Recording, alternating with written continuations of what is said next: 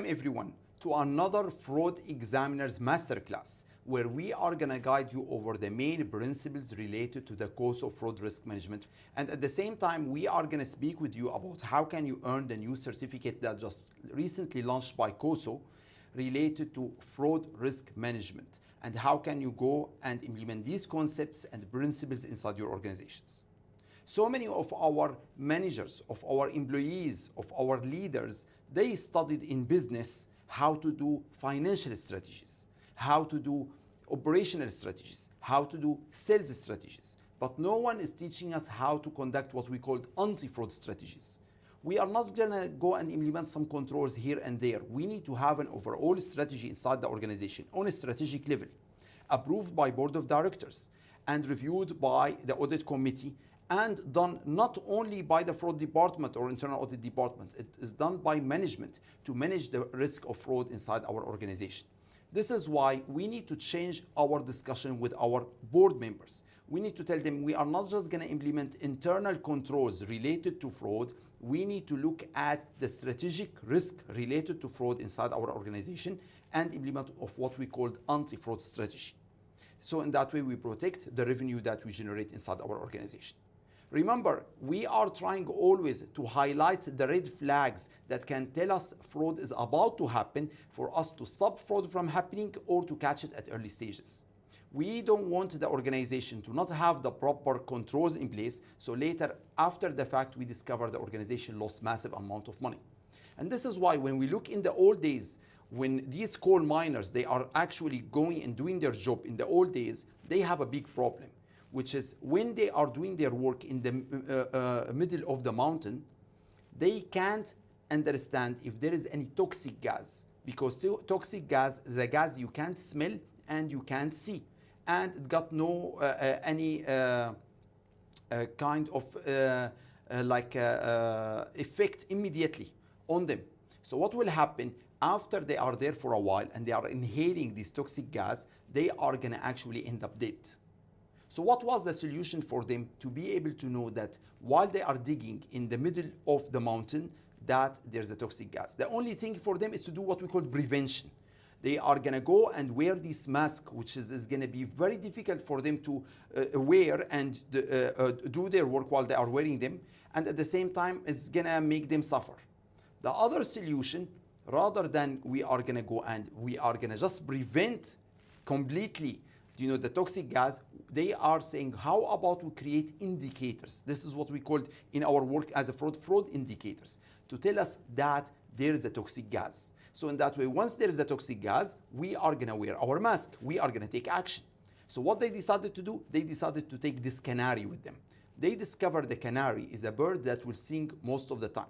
And when the canary is singing, everything is good. The minute the canary can inhale this toxic gas, the meaning, this gas is there, so in that way they go wear their masks.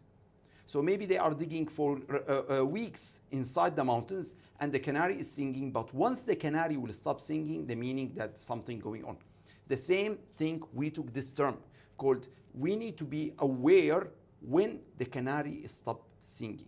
And this is the concept that we speak about in fraud. When we have proper internal controls and these controls, they raise some flags that fraud is about to happen or is just started, this is where for us as fraud professionals, we need to go and conduct investigation or go and figure out as internal auditors, how can we go and make sure that fraud will not happen inside the organization. Go conduct an audit. Our discussion today is speaking about how you, working professional, can understand the proper fraud risk management program that you need to have inside your organization to ensure fraud will not only not happen, but to catch it at early stages. It's all about the speed. How fast are you in catching this fraud that's increasing massively? Today, we can see the amount of fraud that happen all over the world is massive. And we need to be fast in dealing with this kind of fraud. This is why one time, me and my friend, we were climbing a mountain and we saw this tiger and we were afraid. So my friend opened his bag and started wearing his tennis shoes. I said, are you crazy? You can be faster than the tiger? He said, no, at least I will be faster than you. And this is what we need to do in the world we are living in. We call it the velocity. How fast are we in dealing with the risk of fraud that's increasing massively? Because the amount of fraud that's happening today is massive and the dynamics of fraud is changing. We can see fraud happen in this way, then suddenly fraud is happening in different way. Fraudsters are inventing new ways of dealing with the fraud. So the question here, do we have the proper fraud risk management inside our organization to deal with this massive amount of fraud? Look how much fraud happened in 2024. We can see fraud alone, it's around $500 billion. We can see the amount of financial crime that are happening is double, related to corruption, related to tax fraud, related to cybercrime. So we can see, because the dynamic of fraud changing and the amount of fraud changing, it's fundamental for us to have the proper fraud risk management inside the organization to deal with these types of fraud. This published by the Association of Certified Fraud Examiner 2024 report, saying that we need to be able to reduce the amount of fraud. But the question here, how much your organization is spending on the controls? So if the fraud is 5% and your organization is spending 10% of our revenue on the controls, that doesn't make sense. They did a research recently and they discovered that organization, 86% of them, they are spending 3% of revenue to stop the 5% loss of fraud. And that's too much. Why they are not spending less? For two reasons. Number one, they don't have the proper staff to understand the concept of how to deal with the fraud risk management. Number two, they don't have the proper tools and techniques. This is why the fraud risk management is all about making your staff understand the principle of implementing the proper fraud risk management inside the organization, having the proper governance, proper fraud risk assessment, proper fraud risk management, and having the proper technology, using data analytics, using AI, machine learning, for us to automate the process, for us to make sure that fraud is monitored in real time. We can go and do continuous auditing rather than we audit after the fact. So when we see the type of fraud that's happening today, they are not anymore what we call occupational fraud happening inside the organization. Today we can see we have three types of fraud. We call it the three parties of fraud. For the first party fraud, these are our customers. Our customers are understanding that we have gaps in our controls. So for example, a customer is applying for a loan. What he will try to do, he will try to manipulate his information so he will get the approval. A customer trying to get an insurance policy, he will misrepresent his information. He will say, yeah, I don't have any heart disease, no conditions, I'm not a smoker, I don't have any issue with my diet, just for him to circumvent the coverage. So the first party fraud, we need to make sure inside our organization we have the proper control to deal with them. It's not anymore only our employees. Also, we can see we have what we call second party fraud. Someone outside the organization, an actual customer that we are doing business with him, we trust him, he is giving his account, he is using his transaction with a fraudster. So the fraudster is taking advantage of our trust with that party. It can be a vendor, it can be a customer, and he is using that against us. Example of it, a customer opening a bank account with us, and then a money laundering person will come to him and say, listen, I would like to use your account to launder the money. It's going to be a money mule account. So this is a big challenge for us because we trust this customer. We have a relationship with them, but they are abusing that trust and allowing fraudsters to use their account or their transaction against us. And the third one is third-party fraud. We can see fraud happening by someone hacking the account of our customer and using it to do fraudulent activities. And this is why today most of the fraud is not anymore internally inside the organization, it's externally. So are we going and implementing fraud risk management for us to deal with the internal fraud and external fraud? And are we automating the process in the proper way or not? This is why we have decided to conduct this session, for us to explain to you how you and your organization can benefit from the fraud risk management guide that published by COSO and the Association of Certified Fraud Examiners.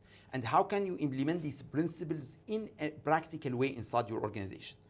From the time this report was published, so many organizations, they asked me to come and do training for them. Not because they don't read that report. No, they bought the guide and they read it. But they want to understand how can we in a practical way implement these principles in our organization. And the objective of this session is to help you. How can you practice these principles? So let's speak about what are the main principles, what are the main components that they have related to COSO fraud risk management. They say the first one is control environment. So control environment is all about what? It's all about the governance. It's about the culture. It's about the tone at the top. It's about, do we have the proper understanding, structure, processes, policies inside the organization to make sure we are managing risk in the proper way. After we have that, we need to go conduct what we call risk assessment. We need to go inside the organization and say, let's go and assess the risk. First, we need to identify the risk. We need to say, what are the types of risk we are facing? It can be risk related to IT. It can be risk related to fraud. It can be risk related to money laundering. So here we are speaking from IT standpoint, we are speaking about cyber fraud. From money laundering, we are speaking about money laundering fraud. From a fraud side, it can be corruption. It can be, we need to identify the different types of risks that we are dealing with. After we identify them, we need to go and say, which one is high, low, medium? Sorry, who said high, low, medium? This is in the old days. This is in the digital age. Today we are in the intelligence age. In the intelligence age, we don't speak about low, high, medium. We speak about what we call risk scoring. We need to say, what is this risk? We need to have the score. Is it 80%? Is it 70%? Is it 20%? Based on the likelihood, based on the impact, based on the velocity, the speed, how hard is going to affect us. So there are different factors we can consider using data analytics to automate our process to be able to have what we call risk scoring. And after we go and identify the risk and assess the risk, now we need to create what we call priority. We need to have a priority list identifying all these risks to see which one is our top priority, which one is low priority. After that, we need to go and implement what we call control activities. If we have a risk that the organization don't have the proper control over it, because after we finish the risk assessment, we need to ask the organization what kind of controls you have to manage these risks, especially the high risk.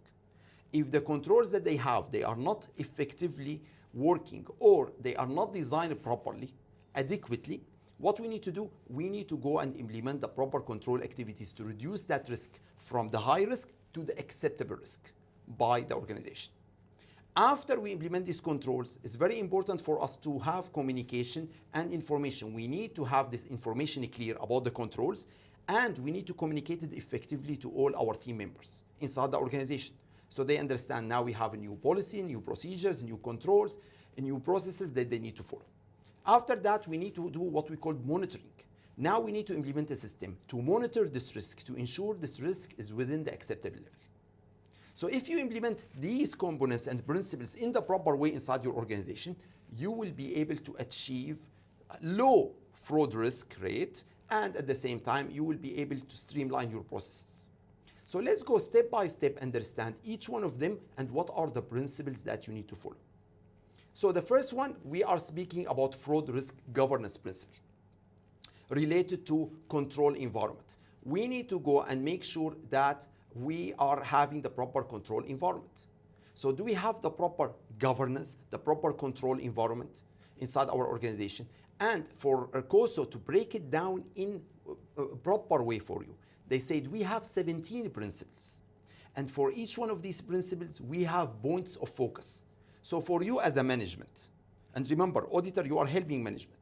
If you go and follow all these principles and all the point of focus, at the end, you have created fraud risk management aligned with COSO FRM. And this is what we need to do. Some of the auditors, they come to me, they say, yeah, how can we benefit from COSO FRM in our testing as an audit? You can conduct as an auditor something we call a COSO FRM risk base. The meaning you are doing your audit to be able to help the organization implement COSO FRM by saying, are we following COSO FRM in our fraud risk management processes or not? So in that way, if at the end we are doing COSO FRM based audit, so in that case, at the end of it, we are going to tell management about the deficiencies, which one of these principles we are not following and which point of focus we are not addressing. So if we fix it in the proper way, we will be able to make sure that we have the best fraud risk management inside our organization. And this is what we can do assessment. And by the way, all these tools are available on the ACFE website. If you go and visit the ACFE website related to fraud risk management, you will find that they have so many useful tools. One of the tools is a questionnaire you can download that will help you do initial assessment, saying, your board of directors, do they have awareness of the fraud risk inside your organization? Have they created a policy related to the fraud risk management framework? Do they have a fraud investigation policy? Are they actually identifying the risk? Are they assessing the risk in the proper way? Are they managing the risk? So if we go and do this questionnaire as initial stage for us, we will be able to see the gaps that we need to work on to address inside our organization. So let's start with the first one, control environment. The first thing, organization should demonstrate commitment to integrity and ethical value. Number two, the board directors should demonstrate independence from the management in oversight. It's their responsibility. The main responsibility of board of directors is to do oversight. So they need to make sure they tell management, you need to implement fraud risk management. Then as board of directors, we need to come and do oversight. Make sure you are doing things properly. How? By sending auditors to check to ensure fraud risk management is done properly. So we call it is designed adequately and actually working effectively. Then we need to make sure that management, they actually establish with the board of director oversight the structure, the reporting line, the appropriate authority. Do we have that hierarchy? The proper way of actually how we are reporting fraud inside the organization, how we are managing fraud inside the organization. Are we defining the responsibility of every department inside the organization related to fraud risk management? And then the organization should demonstrate commitment to attract and develop and return competent individuals aligned with the organization objectives. So are we hiring the right people, and are we keeping them? Are we retaining them? And finally, organizations should hold individuals accountable. In case fraud risk controls are not working, we need to go and say, management, you are responsible. In case fraud happen, we need to tell management, you are responsible because you don't have the proper controls in place. So what we are going to do, we are going to take these principles and we are going to go and look at what we call the points of focus. So the points of focus for everyone is related to what we discussed. The first thing, making the organization commitment to fraud risk management. Then we are speaking about supporting fraud risk governance, making sure we establish a comprehensive fraud risk management program, establishing the fraud risk governance role. So these points of focus are related to the principles we just discussed. If you go and look at each one of these points of focus and make sure it's done properly inside the organization, in that case, you accomplish the proper principle inside your organization. Another thing is about documenting the fraud risk management program. Do you have what we call fraud risk register? I'm not speaking about risk register. Risk register is for operational risk. Here we are speaking about fraud risk. Fraud risk is wider, is different than operational risk. So you need to have, you need to speak with the risk management department and say, we need to have a special register related to fraud, identifying the different types of fraud and trying to identify after that if they are high, low, medium, or you are doing risk scoring. And after that, you need to go and say what kind of controls we have to manage these risks. Are they effective or not? Then we need to communicate the fraud risk management to everyone inside the organization. Remember, fraud will happen everywhere. And use then data analytics to automate our process. So let's go over it one by one to understand how can we implement these points of focus. Number one, it makes an organization commitment to fraud risk management. It's all about the organizational culture that go beyond compliance. How many of our managers and employees, they say, we follow the policy because the boss said I need to do it. If auditors are not gonna come and check, no one will follow. If my supervisor will not review my work, I will not do it this way. I will take a shortcut. That's disaster. We need to make sure that individuals inside the organization are following the policies and the procedures, not because they have to, but because they understand the reason why. So we need to create what we call awareness inside the organization to tell them why we are implementing this fraud risk management. Because if you don't follow the policy in the proper way, not you, someone outside the organization will see you are not following it in the proper way and they will take advantage of the organization and they will do fraud. So in that way, you facilitated a third party, first party, second party to do fraud because you are not following the policy in the proper way. So this is why culture is very important, especially like what happened with Wells Fargo. When Wells Fargo told employees, you need to get us more customers. We need to have every customer with 8 accounts. And we don't care how you do it. They created a very toxic culture. Why? Because employees, they say, I will call my friends, I will call my cousin, I will call anyone, and just trying them to open an account. And later, after 6 months, they close it. I just achieved the target. I don't want to lose my job. So what happened? More than 5,000 employees opened more than 2 million fake accounts just to make Wells Fargo achieve their goals. And at the end, we discovered that what they did is fraud, and the CEO of Wells Fargo fired the employees, but he kept the bonus that he received, which is 150 million. So sometimes this is what will happen inside our organization. If top management are pushing the staff to do their work and they don't have the proper controls and they create this toxic culture, disaster can happen. No control can help us in protecting our organization from fraud. So do we have the right culture? Because culture can eat strategy for breakfast. Whatever controls, whatever ideas, whatever risk management you have, if at the end of the day, these individuals who are carrying day-to-day responsibility, the first line of defense, if they don't believe in what you are saying, they are not going to do it. They are not going to follow. And the disaster will happen. So it's very fundamental to make sure that everyone inside our organization, they understand fraud is not good. Don't do fraud not because we are going to catch you, you are going to lose your job, we are going to terminate you, we will take legal action, but things gained through fraud never secure. Whatever you are going to earn from doing fraud, this is not going to last forever. At the end, you are going to spend it, you are going to lose. You need to be an honest man. You need to have integrity. You need to earn your money by doing the right things, not by manipulating the system. The second thing is making sure that the organization, they have commitment to fraud risk management.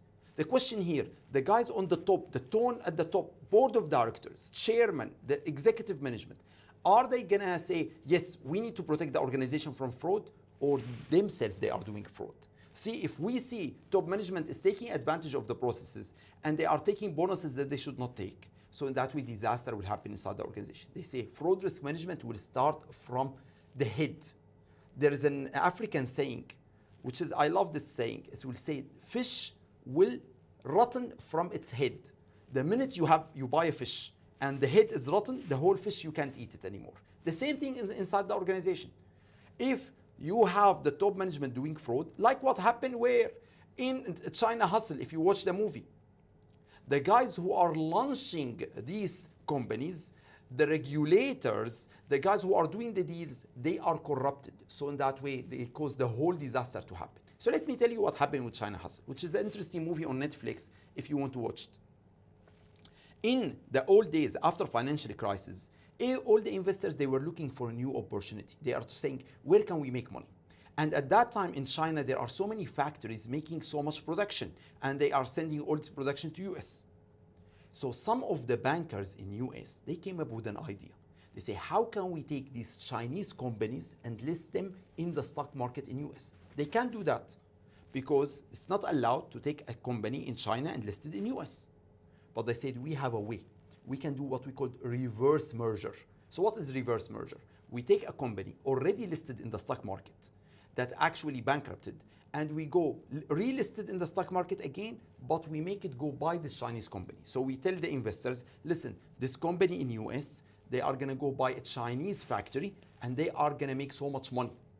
And in that way, during a couple of years, they were able to list more than 300 firms in US that are actually Chinese companies, and they convince investors to invest in them because they are going to make so much money. Who are doing these deals? The bankers inside the organization at a high level. And after that, they trick the investors because these companies and factories that they bought in China, they are actually not performing. They tricked them, they took them on a tour, they told them, look at the factory, they hired staff just to work for one day, and they see, oh, the factory is working fine. Then we will invest. Then after that, they shut the factory because the factory is not actually generating any profit or revenue. And then investors, they lost more than 100 billion, not million. So we can see, if we see inside our organization, top management doing fraud, everyone in the firm will do fraud. And at the end, the whole organization will collapse. So it will come from the top, commitment to implement fraud risk management and fight fraud. Also, we need to have support for fraud risk governance. We need to make sure inside the organization, board of directors are supporting the initiative. If you inside the organization, as a fraud department or internal audit or compliance, you tell board of directors, we need to implement fraud risk management, they need to support the initiative. They need to carry out the project. By telling management, you need to do it. See, they are not going to do it themselves. and you are not going to do it. Don't make internal auditors implement a fraud risk management program. It's not our job. It's also not the job of the risk management department, and it's not the job of the fraud department. It's the job of the management. But board of directors, they need to define their role in the process, what they are going to do. They need to understand exactly what constitutes fraud and corruption. They need to define what's considered fraud. They need to make sure they are doing the proper oversight. They need to go and assess the risk related to fraud by the management. Are they going to override the controls? Their job also to ensure that the controls are designed adequately and functioning effectively to manage the risk to make it be reduced to the acceptable level. They need to ensure that they empower internal auditors. They give them the authority to go and audit fraud risk management. And also they need to go and meet with the audit committee, receive regular reports about how these fraud risk management are performing, and ensure that we have maybe a fraud risk committee or audit committee handling the project, ensuring that these fraud risk management are working effectively. So it's very important to make sure that they are fully informed about all the issues related to fraud risk inside the organization. So are we defining in our organization the role of board of directors? Are we defining the role of management, the role of risk management, the role of internal auditors? Very important to go back to our organization and define the role of every function inside the organization related to fraud risk management. Then we need to establish comprehensive fraud risk management program. We need to have a program properly done, where step one is establishing the fraud risk management policy. Do we have a policy explaining how we are conducting fraud risk management? Then looking at performing comprehensive fraud risk assessment. Are we doing fraud risk assessment every year? Well, we are operating at the speed of risk. We can't do it every year. We need to do it maybe continuously. Maybe we need to do it in every month, every quarter. We need to be able to assess the risk as they come. At the same time, select and develop and deploy the proper preventive and reactive controls. Are we inside our organization, after we assess this risk and we say they are high risk, implementing the proper controls? Because so many organizations, what they do, they go identify the risk, they assess the risk, then the controls that they have is not suitable to reduce this risk in an effective way. It's not working properly. Then are we establishing the proper reporting process for us to report the information to board of directors, to the fraud risk management, to the audit committee? And at the same time, in case we discover cases related to fraud, how are we doing the investigation? What kind of corrective action we are doing to ensure fraud will not happen again? And what kind of systems we have? See, I'm speaking about system. You can't manage fraud risk with Excel sheet or with a document, PDF or Word on your server. You need to have monitoring system to monitor fraud risk on a continuous basis in real time. So this is why we say we need to have the proper process inside the organization. After that, we need to establish the fraud risk governance role and responsibility. We need to define and create the proper hierarchy. Who is the primary responsible for managing risk? Who is the secondary responsible? Who got shared responsibility? Who is responsible for coordinating the effort? Who is responsible for auditing the process? This is why we need to understand we have 3 lines of defense. The first line of defense is responsible for implementing the fraud risk management program, which is the management. Then we have the risk management. They are responsible to ensure that these fraud risk managements are working effectively, coordinate the information, speak with them, to make sure as a compliance that everything within the company policy based on the rules and regulations. Then the third line of defense, we have internal auditors. Our job as auditors is to come and go and audit the fraud risk management to make sure they are designed adequately and they are working effectively to manage the risk, to reduce it to the acceptable level. Now let's speak about how are we going to document the fraud risk management program inside our organization effectively. Because what is the benefit of we do all this work, at the end of the day, we don't have the proper system. Look, I'm speaking about system. Don't create Excel sheet to document fraud risk management. We need to have a system where when we are looking at it in real time, we look which division got highest risk, which customer got the highest risk, which vendor got the highest risk, which one of our employees is the highest risk. Do we have system to do real-time scoring for the risk all over the organization? So in that way, we are managing risk in real time or not? This will take us to understanding the documentation. Do we have what we call the fraud control policy framework? which is a document explaining how the risk management will be done inside the organization. Do we have the fraud risk management high-level assessment to assess the gaps between what we should be doing and what are we doing now? Do we have the fraud risk responsibility matrix, which is this?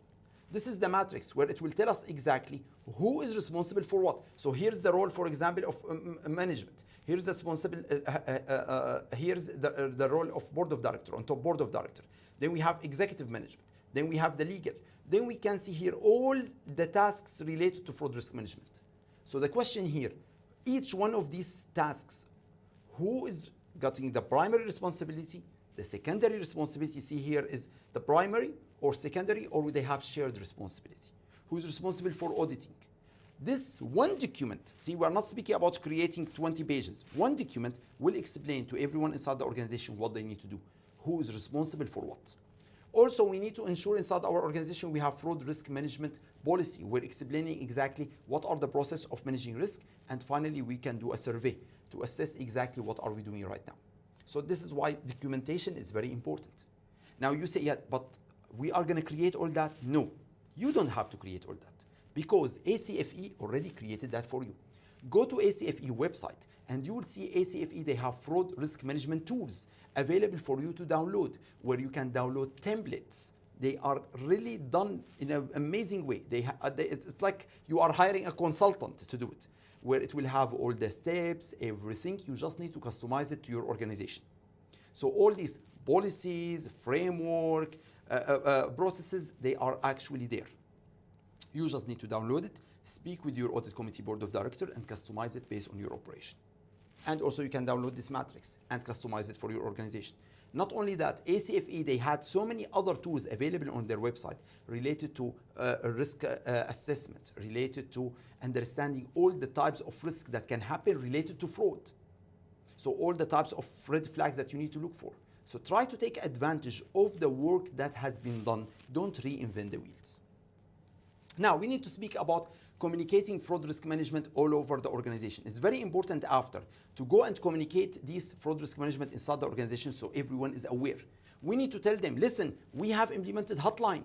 Today we are implementing emails, and you can actually go and send a web form. You can fill up a web form in case there is a fraud happen. You can send an SMS. We have a WhatsApp for reporting fraud, or you can call by phone. We need to explain to them what are the fraud risk management programs that we have.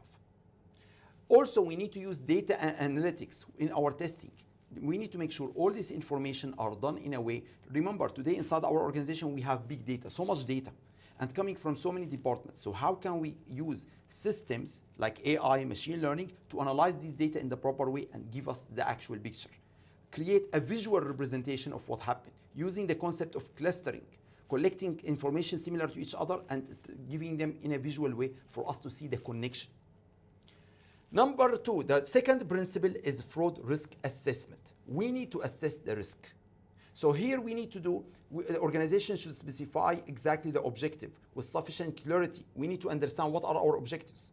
Why? Because if our objectives are not clear, that will allow fraud to happen. If we are an airport and our objectives are not clear, someone will go open chocolate factory. We are in the aviation business. Why they are opening chocolate factory? So management sometime can try to achieve more profit, more revenue. So they will go outside the objectives. We need to tell them, no, you need to make sure that our objectives are very clean and aligned with the mission of our organization. Otherwise, that will invite fraud to happen. They will do activities they should not do. Number two, we need to identify the risk to achieve these objectives. And after that, we need to consider the potential of fraud that can happen. What other potential fraud can happen? Today, we are allowing customers to buy using credit card. So we have credit card fraud risk. Today, we are allowing customers to pay using check. So in that way, we have check risk. Also, we need to look at the changes. Are we implementing any new changes? Are we telling customers now you can book online? Once you allow customers to book online, there's a risk. Like what happened in one hospital in Ajman. One hospital in Ajman decided to go and allow customers to book their reservation online. Immediately, they were so happy. They noticed there are so much booking. So all their doctors, they were booked for in the next 1 month. Even some of their customers, they were calling, they say, we try to book online, but all your doctors are busy. But what happened actually? The competitors, of this hospital. They didn't like that this hospital is giving this feature where you can book online. So they went and they create all this fake booking. So in that way, all the doctors are now booked for fake booking and actual customers can't go see the doctors. So you can see what can happen. If you implemented changes, we need to assess what are the fraud issues that can impact us related to these changes. So let's understand exactly how we are going to conduct this fraud risk assessment process. They say, number one, we need to establish fraud risk assessment team. It's not like we are going to say, oh, risk management department, you assess the risk. Remember, risk management department, they don't understand the operation. The guys who are working inside our organization, we call them risk management champions. They are understanding exactly what are the risks that they are facing in their organization because they are working there 24 hours. So maybe we need to create a team of these risk champions for us to be able to conduct the risk assessment. Then we need to identify all the fraud schemes and the fraud risk, including inside the organization, internally and externally. We need to look at different types of fraud that can happen. And we need to go and speak about how can we go and list them. See, here we are not saying this fraud is high, low, and medium. We are saying these are the types of fraud. We are in the stage of identifying the fraud. Then we need to assess based on the likelihood and impact if these are high, low, or medium, or using risk scoring. Then we need to determine all the personnel inside the organization who potentially can be involved in committing this type of fraud. After that, we need to identify the existing control, what type of controls we have inside the organization to reduce this inherent risk to the residual risk that we want, to the lowest level of risk that we need.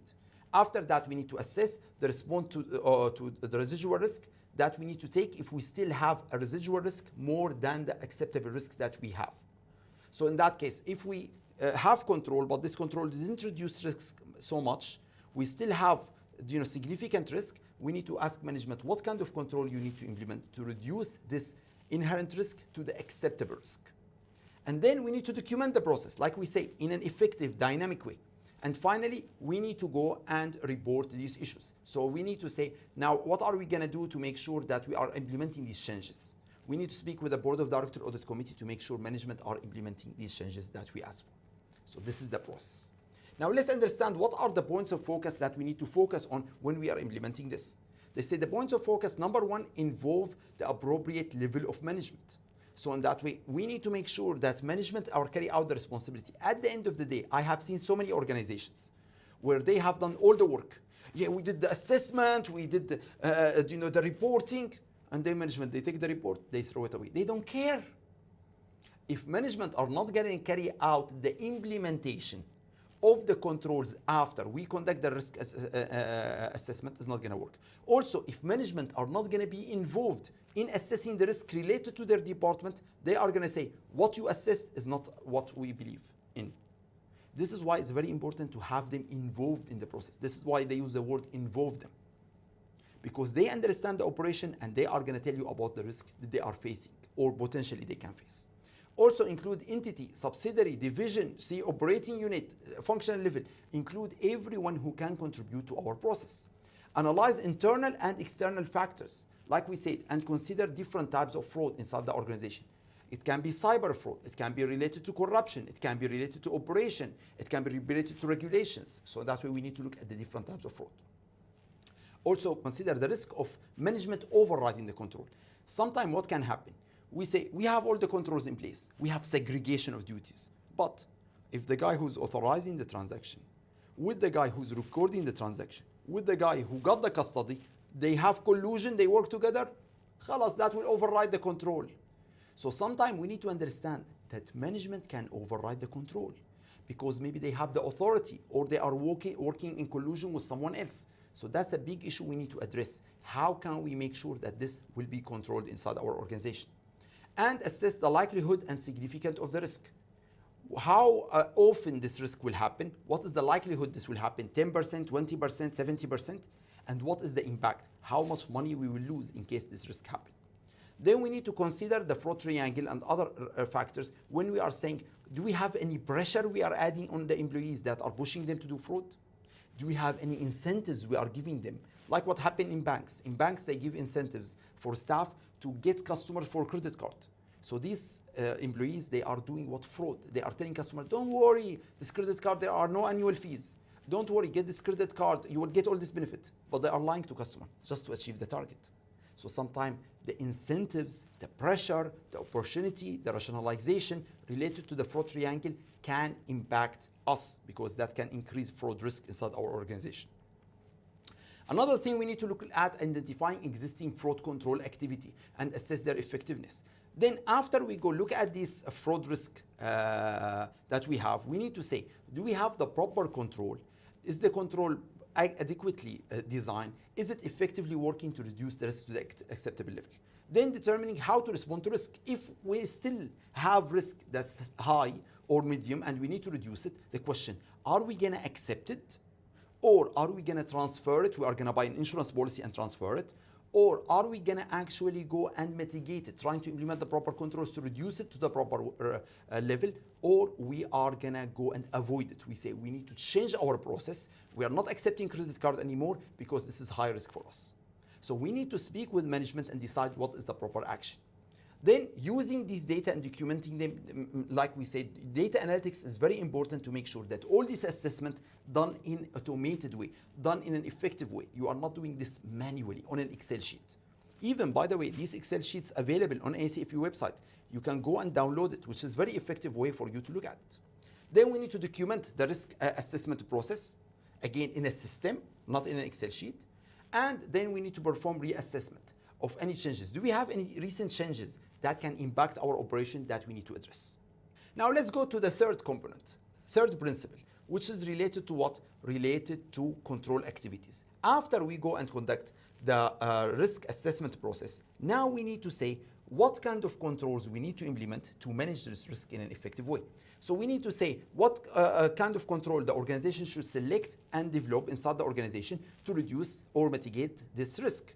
We need to say how the organization are going to select the general controls related to IT and how they are going to implement them effectively. And finally, how they are going to deploy these activities inside the organization and create policy related to them.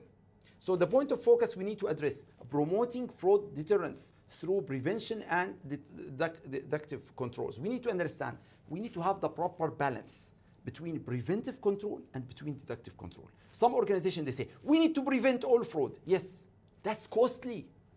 Imagine you go to supermarket and they say, we need to prevent fraud completely. The meaning, if you are going to go and take an ice cream, they say, sorry, you need a security to open the fridge for you or the freezer to take the ice cream. If you are going to go take eggs, sorry, you need someone to open the fridge for you to take the eggs. Why? Because they are going to prevent you stealing anything. We can't always prevent everything. We need to have the proper balance. Then we need to integrate the controls of fraud risk management inside our organization with our system. We need to consider the organization. How can we make sure that these processes are part of our organization processes? And also we need to consider the applying of IT controls, because today we are living in an age where everything connected with IT, even maybe implementing AI controls. Then we need to utilize this combination of fraud controls. Sometimes we have one control here and one control here and one control here and one control here, and all of them are managing the same risk. So do we need all of them together or do we need some of them? So this is why sometimes we create what we call the risk control matrix. So what's the meaning risk control matrix? We go put all the risks here, we put all the controls here, and we say which risk is managed by which control and which control is managing which risk. And we discover that there is a risk, there's no any control manage it. And on the other side, there is a risk managed by 5 controls, and we have one control is not managing any risk. So the question, why we have that control? This is a good way for us to look inside our organization of how can we link the controls to the risks. So in that way we manage risk effectively. And then how are we going to use proactive data analytics? Can we use data analytics for us to be able to get an alert about fraud about to happen? See, I'm not speaking only about preventing fraud, about predicting fraud. Someone logged in to a terminal he should not log in from. He didn't do anything yet, he just logged in. Now something can alert us. Look, someone is doing something. He's about to do something. So catch him before he will do it. So that can be also a good way. Also deploy control activities through the policies and procedures. Are we deploying them properly through controls and procedures? Now let's go to the fourth component, principle. It's related to what? Related to fraud investigation and corrective action. How after we discover there's a fraud, What can we do to investigate that fraud? So here it's all about the organization obtaining and understanding the information related to the controls that we have inside the organization, identifying how are we going to communicate issues related to fraud, and then what kind of corrective action, how we are going to go and investigate issues related to fraud, to who we need to communicate the investigation results. So what are the point of focus? Establishing effective whistleblowing reporting line. Inside our organization, if fraud happened, to who we need to report it? Definitely not to our supervisor. Definitely not to HR. We need to have proper whistleblowing line. Also establish fraud investigation response. In case fraud happen, what action we are going to do to stop fraud from happening? And later we investigate. Then how are we going to conduct the investigation properly? How are we going to perform the data analysis in our testing to identify and uncover the fraud? At the same time, later, when we have the fraud investigation report, to who we need to communicate this report? To the legal department, fraud committee, board of directors, external party, and what kind of action we need to do after we discover the fraud to fix the internal controls to ensure fraud will not happen again. And then we need to evaluate the investigation performance. Are we closing cases in the proper way fast enough, or we have some issues we need to improve? So like they always say, the world will not be destroyed by those who will do evil, but by those who will watch them and do nothing. And this is why whistleblowing line is one of the most important fraud risk management tool that you should have. Why I'm saying tool? Because this need a system to manage it. Don't say, send it to this email. That's good, first step. But you need to have a system. The meaning, after you are gonna receive it, what's gonna happen? To who is gonna be sent? Not only to one person, and this person trying manually to send it, and what kind of action you are gonna do based on it. Are you encouraging employees to provide additional details in an effective way? I have seen so many whistleblowing systems that actually are effective, and I have seen so many organizations that are saying just, if you have any issue, call this number. Maybe employees, based on the culture, they don't want to call. Maybe they are afraid, they want to send an email. So are we providing them different ways for them to report? By email, by phone, by calling, by sending full details, by going and speaking to a third party. Sometime, the minute the organization will implement system of whistleblowing, but they say the report is going to be going to compliance, everyone say, oh, I'm afraid to speak with compliance. So sometimes speaking with third party, having this fraud risk management program, whistleblowing system managed by third party is more effective. It will create more trust for employees to report cases related to fraud. And why it's very important for us to have whistleblowing line? Because they say tips, which is information we get from the whistleblowing line, is one of the most effective way in uncovering fraud. So this is why we need to go inside the organization and make sure that we open the chance, not only for our employees, but for our customers, for our vendors, for third party to report any issues related to fraud. So what is the effective way for us to do it? This is a very interesting research done in partnership between ACFE and IIA, saying to who we are reporting our fraud inside the organization. They discovered the most common business unit that is responsible for managing the whistleblowing program is internal audit, or audit committee, or compliance in most of the organization. And they say 29% of organization, when dedicated fraud department assign a team to help in the oversight, will see actually improvement. It's much better to have fraud department involved in the process. They say 91% of hotline programs can receive anonymous report. This is very important. Are we allowing them to report without revealing who they are? Because if I'm working inside the organization and you ask me to provide my email, my name, my phone number, I'm afraid. But if you tell me you can report without disclosing your information, that will give me more freedom, because I'm afraid that someone will do retaliation, take revenge from me. Also, they discover only 39% of whistleblower programs undergo audit. This is good for auditors. When is the last time you audited the whistleblowing line inside your organization? So go and for this year, 2025, saying one of our scope is to go and audit the whistleblowing line to make sure everything is done perfectly in it. Most organizations, they provide multiple avenues for them to report. See, so in that way you have dedicated hotline, you have website, you have email, you have direct contact where you can report any issues related to fraud. Look, this is interesting. They say less than half of the organization train managers and staff on how to avoid, recognize, and respond to potential retaliation. It's very important for us not to only create fraud awareness session, but we need to explain inside the organization.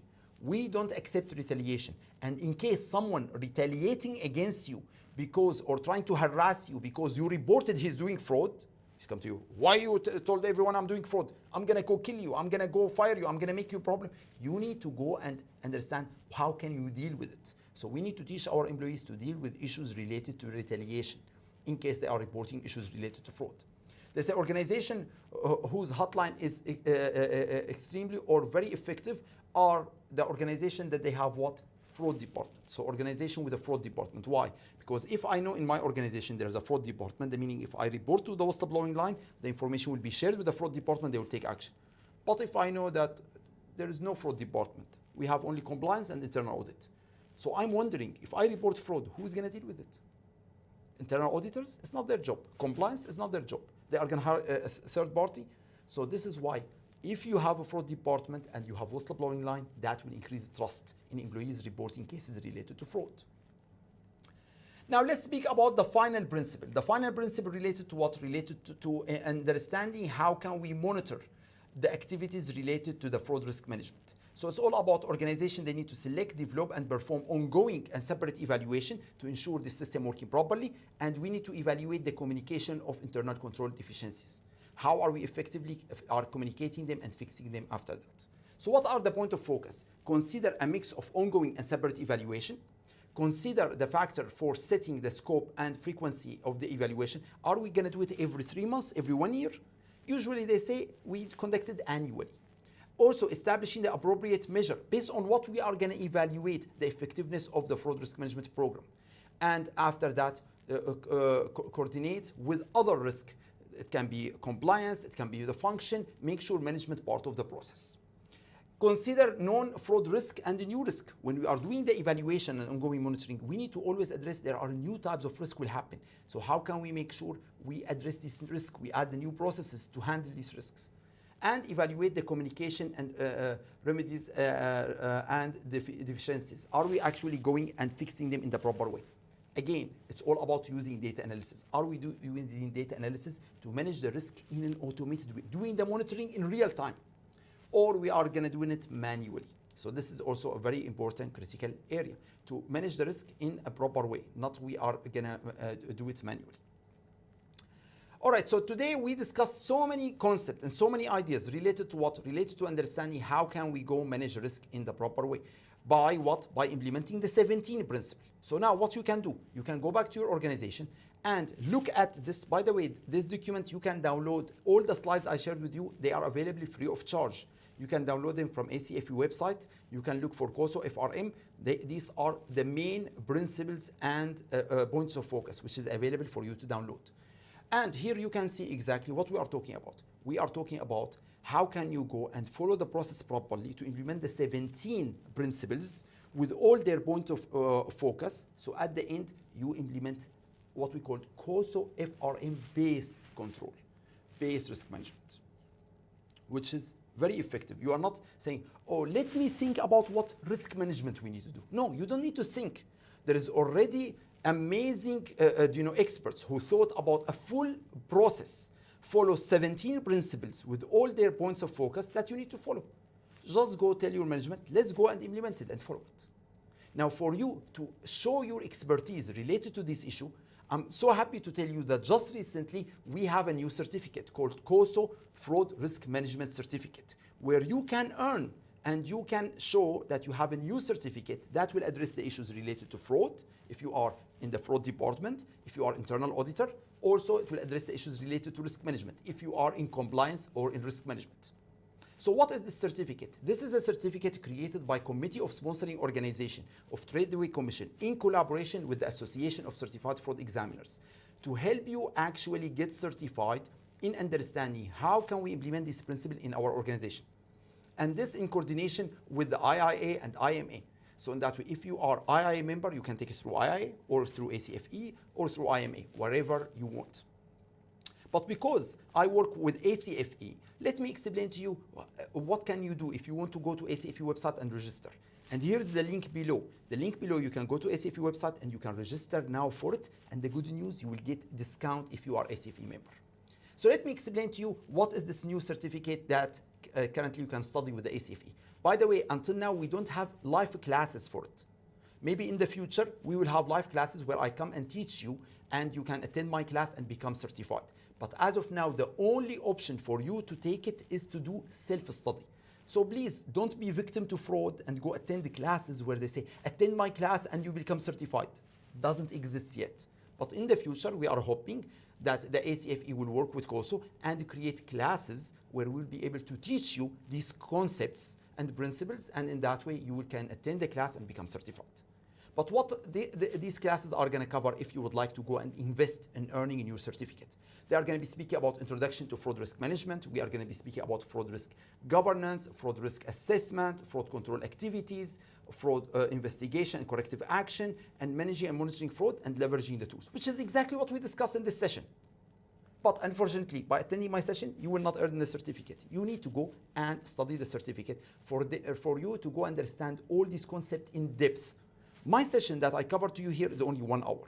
If you go attend this, it's actually 8 hours. So it's 8 hours explaining you in depth how can you go and implement this inside your organization. And if you register for the ACFE program, you are going to get all the training available as self-study. Plus, you are going to get complimentary copy of the fraud risk management guide. See, not the summary I just showed you, the guide in details explaining to you step by step how you need to implement fraud risk management inside your organization. Plus, there's an online exam which is simple, some questions you need to answer while you are doing your training for you to assess your understanding.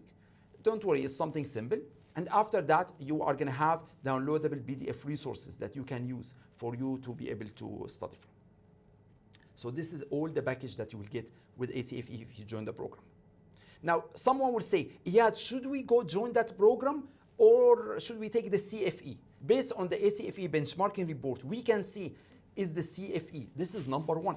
And it's going to always say number 1. Why? Because CFE is covering all the concepts related to fraud investigation, understanding the legal elements of fraud, understanding the different fraud scheme.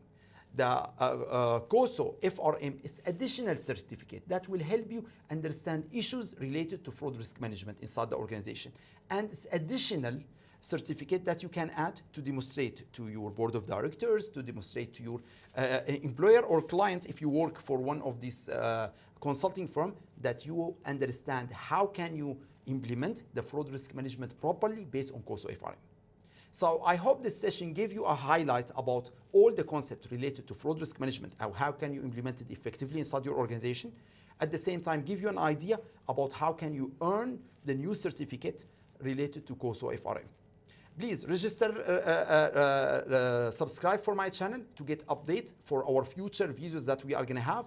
And definitely, if you are interested in becoming certified fraud examiners, we've been working with the ACFE for the last 12 years, delivering the CFE course for more than 4,000 delegates, and we'll be more than happy to help you in earning the golden standard in fraud examination and gaining all the knowledge that you need to carry out your fraud investigation effectively. Thank you so much for attending the session. To get the CBEs, in the description, there is a link. Click on it to get the CBE for attending the session. Until then, take care and always keep fighting fraud.